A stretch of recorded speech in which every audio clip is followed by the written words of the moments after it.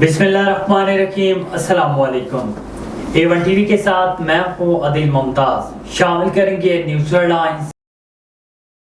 وزیر اعظم اور ججوں کی آڈیوز ریکارڈ کی گئیں، انتہائی خوفناک بات ہے۔ اگر ہمارے فون کی ریکارڈنگ ہو رہی ہے تو ہمیں معلوم ہونا چاہیے ایسا کون اور کیوں کر رہا ہے۔ جب تک یہ طریقہ کار کے تحت نہیں ہوگا تو یہ غیر قانونی ہوگا۔ آڈیو لیکس کیس میں اسلام آباد ہائی کورٹ کے جسٹس بابر سدار کے ریمارکس اٹارنی جنرل کو 1 ماہ میں قانونی دائرہ کار سے متعلق جواب دینے کی ہدایت۔ پاکستان میں ڈیتھ سکواڈ کالعدم تنظیمیں چلا رہی ہیں۔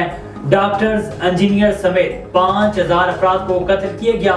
نگران وفاقی وزیر داخلہ سرفراز بگٹی کی سینٹ میں گفتگو۔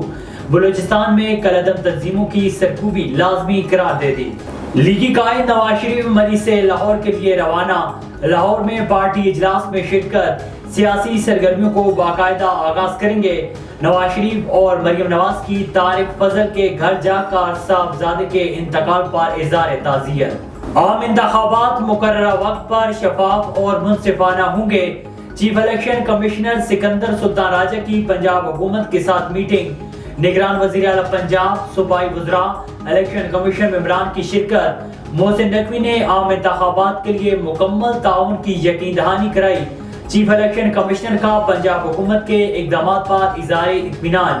الیکشن کمیشن اور پنجاب حکومت میں رابطے کے لیے فوکل پرسن تعینات ہوگا۔ اور نگران کابینہ کے اجلاس میں اہم فیصلے، حج پالیسی 2024 منظور۔ بریفنگ میں سیکیورٹی اداروں کو غیر قانونی وطن میں لینے کا پابند کر دیا۔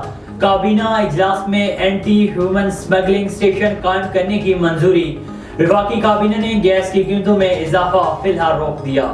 ہیڈ لائنز میں جانیے، آپ کو بتائیں کہ رحیم یار خان نے سابق گورنر پنجاب، صدر پاکستان پیپلز پارٹی جنوبی پنجاب مخدوم سید احمد محمود سے مخدوم ہاؤس لاہور میں ضلعی صدر Pakistan peoples party women wing Rahim Yar Khan, Naushaba Ashraf ضلعی general secretary women wing Rahim Yar Khan, سیدہ سائمہ گیلانی کی ملاقات ہوئی۔ انہوں نے مخدوم سید احمد محمود کو چیئرمین لاہور ریس کلب منتخب ہونے پر مبارکباد دی۔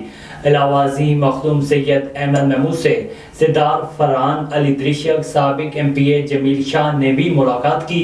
انہوں نے مخدوم سید احمد محمود کو مسلسل 4تھی بار لاہور ریس کلب کا چیئرمین منتخب ہونے پر مبارکباد پیش کی اور نیک خواہشات کا اظہار کیا۔ A1 ٹی وی کے نیوز اسٹوڈیو سے فی الوقت اتنا ہی۔ مزید خبر اور اپڈیٹس کے لیے دیکھتے رہیے A1 ٹی وی۔